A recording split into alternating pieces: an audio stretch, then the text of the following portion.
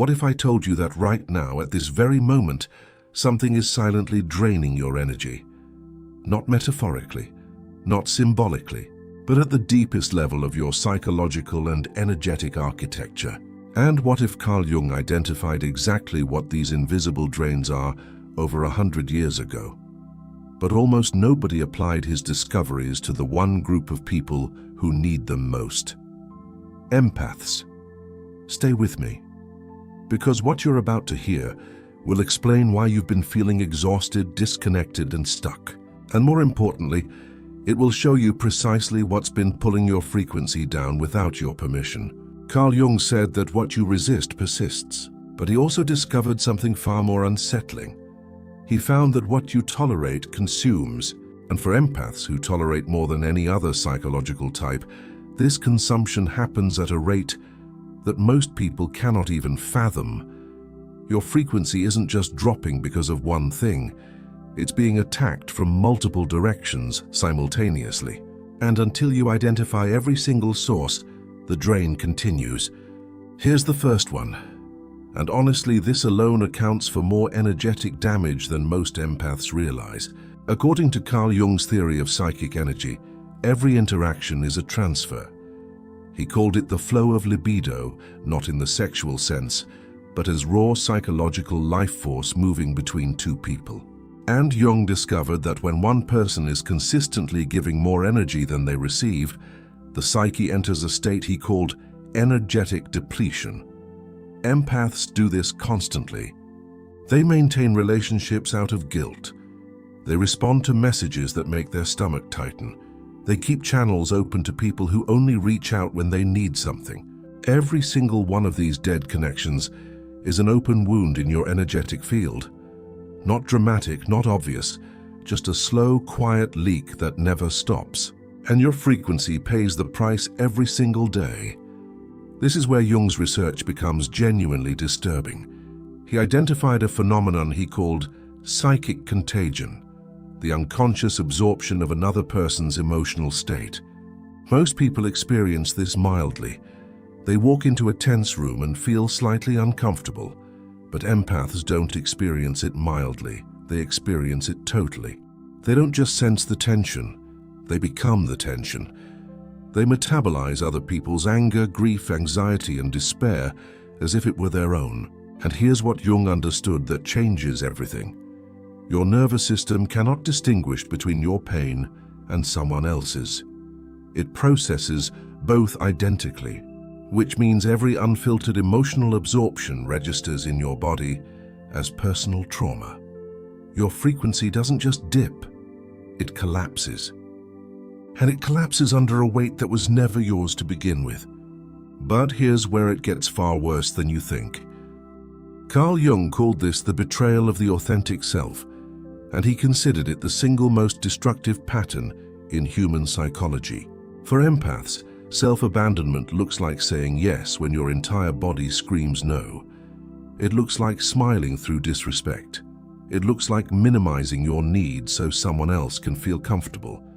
Jung discovered that every act of self-abandonment sends a message directly to the unconscious. And that message is devastating.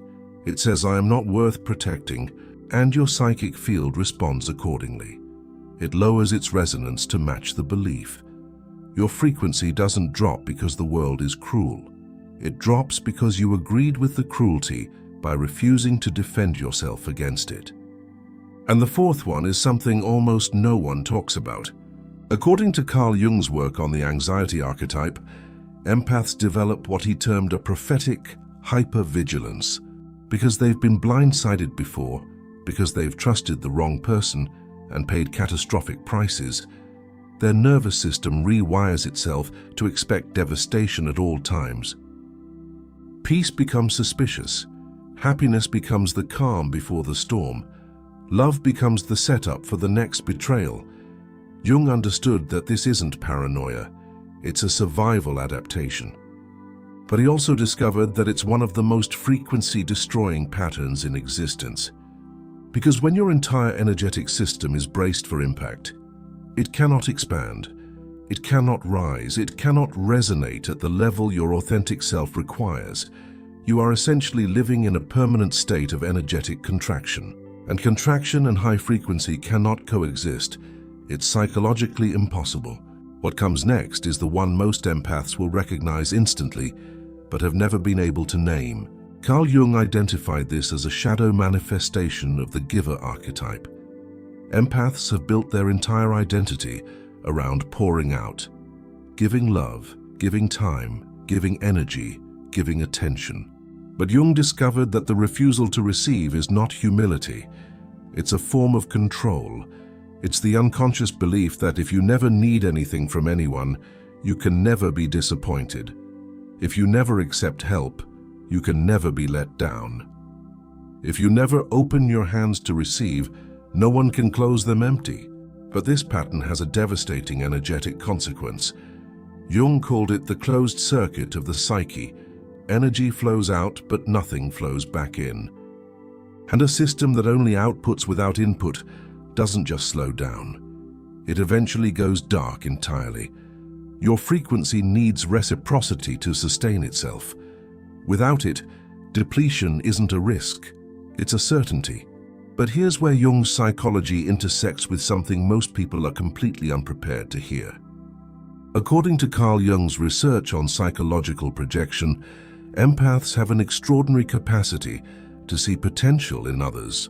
But Jung identified a shadow side to this gift that is absolutely devastating. He called it the projection of the idealized other. The empath doesn't fall in love with who someone is. They fall in love with who someone could be. And when that person fails to become that projection, the empath doesn't leave, they double down. They pour more energy into the gap between reality and potential. They stay loyal to a ghost, a version of someone that existed for maybe 3 months at the beginning, before the mask slipped. Jung understood that this loyalty isn't love, it's an energetic hemorrhage.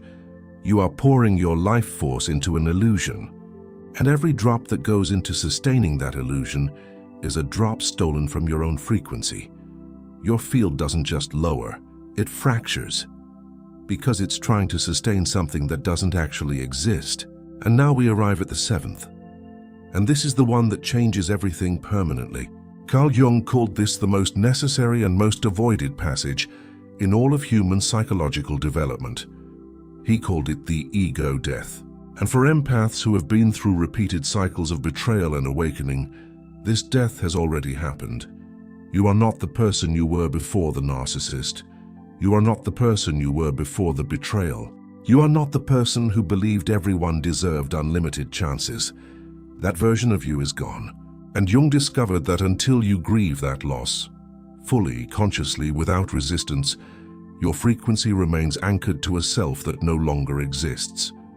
You are energetically tethered to a ghost of yourself, and that tether holds you at a vibration far below where you're meant to operate. Here's what Carl Jung understood that ties all 7 of these together. Your frequency is not determined by what happens to you. It is determined by what you hold on to. Every dead conversation, every absorbed emotion, every act of self-abandonment, every anticipation of disaster, every refusal to receive, every loyalty to an illusion, every ungrieved former self. These are not just psychological patterns. They are frequency anchors. They hold you in place. They keep you vibrating at a level that attracts exactly the kind of pain you're trying to escape. But Jung also discovered the antidote. He called it radical conscious release, the deliberate, unflinching decision to let go of everything that no longer serves your becoming. Not with bitterness, not with revenge, but with the quiet, devastating clarity of someone who has finally chosen themselves. And when an empath makes that choice, when they release every single one of these 7 anchors, what Jung called the constellation of the true self begins. The frequency doesn't just rise, it transforms. It becomes something unrecognizable from what it was before. Not louder, not harder, not more aggressive, but clear, undistorted, absolutely sovereign. And at that frequency, according to everything Carl Jung spent his lifetime uncovering, nothing that is meant for you can miss you, and nothing that isn't meant for you can stay.